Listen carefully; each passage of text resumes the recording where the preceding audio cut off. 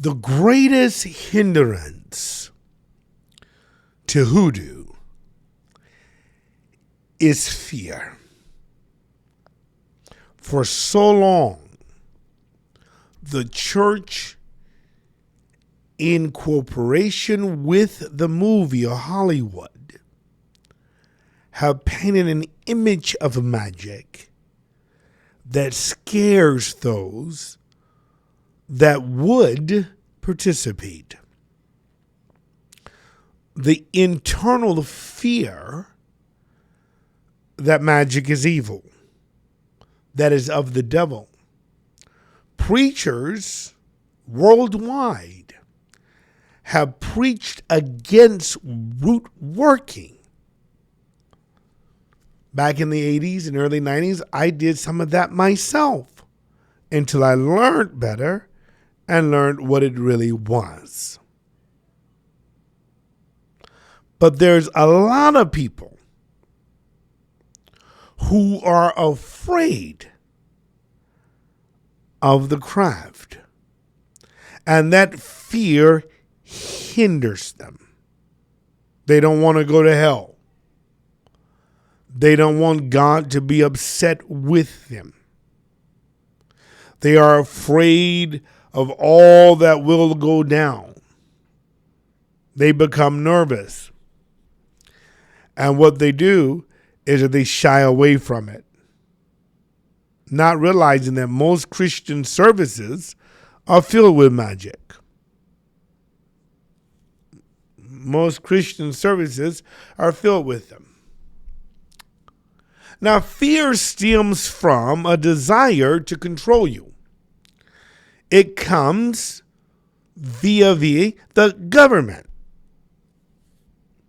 The governments of the world, especially here in America, want you afraid of three things, and they work in concert with religion to make sure you are.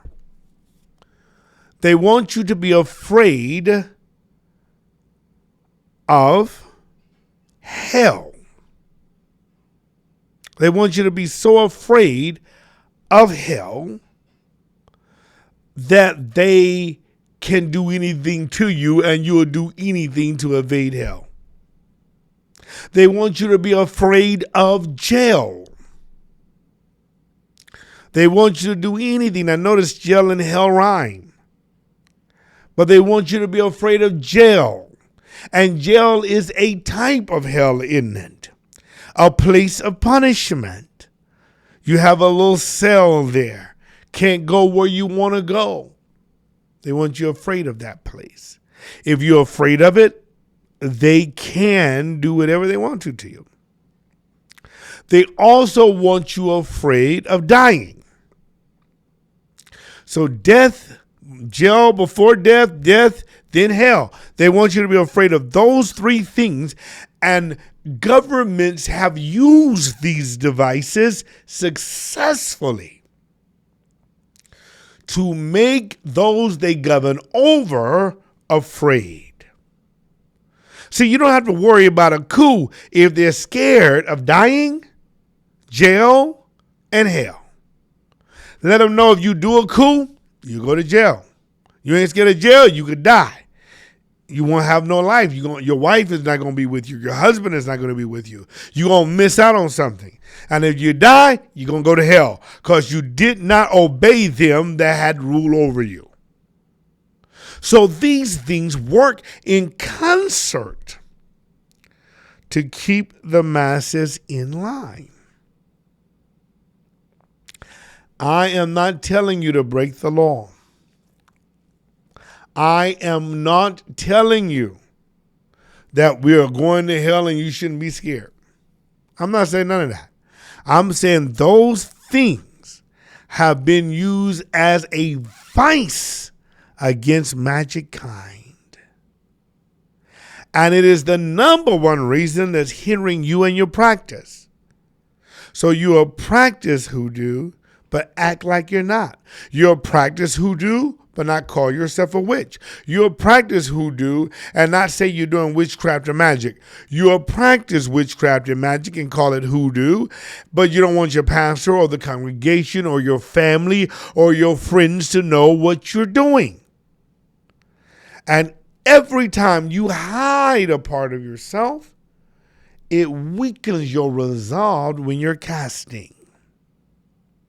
It makes the spell a little weaker rather. That's why Jesus said, if you deny me before men, you will be denied before the Father. That verse didn't mean nothing about he's going to deny you above God. God knows everything, right? So God will know if he's lying or not. If God knows everything, God will know if Jesus is lying or not. If Jesus, you denying this person, I know you know him because God knows everything, right? So that's not what that verse means. It means in the areas that you deny something, they will be found out. And most of the time in ways that's not desirable. So you have to own your craft. You have to own yourself. You have to own your hoodoo. And you have to shed your fear. You have to get rid of that. You have to let it alone. It's better not to even practice hoodoo if you can't practice it away from fear. Your craft will be so much stronger. You'll be so much more powerful. Now hear me. In America, tens of thousands go to prison every year innocently.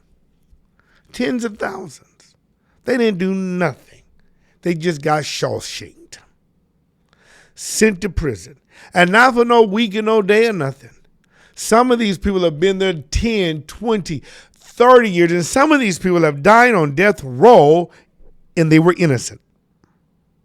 They were completely innocent.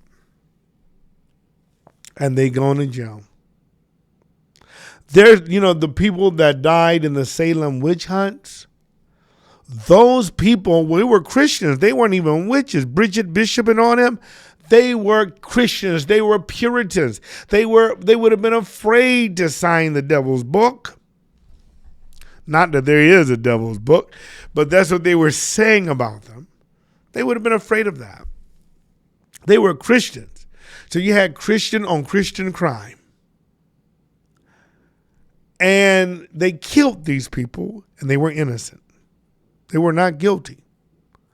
They were innocent. There's a lot of innocent people that die in car wrecks and plane crashes, get lied on, get fired. The only way for you to have fairness and freedom is through magic. Magic is the great equalizer for those that can wield its power. And hoodoo is a formidable branch of magic. Folk magic. Own what you got, baby. Don't let nobody weaken who you are. Because you become weak when you are afraid. Don't let them weaken you. Own your craft. And whatever comes your way, you own it. If they lie on you, you own it. If they imprison you falsely, you own it. If trouble and tragedy look like it's creeping up on you, you own your craft. And you learn and discover ways of turning your situation around. I don't care what situation you're in. I don't care if you're in the penitentiary. I don't care if you got a loved one in the hospital. I don't care what the situation is. Magic is your only solution to turning around. That's what Haiti did to Napoleon and that mighty army he had. People with pitchforks and knives and staves, machetes, turned around the strongest army in the world. You can turn around your situation if you don't be afraid. Let me teach you. Let me help you. You don't have to be afraid. This is Paul Abiarafu. Until next time we talk, blessed be to all of my friends. Cursed be to all of my enemies.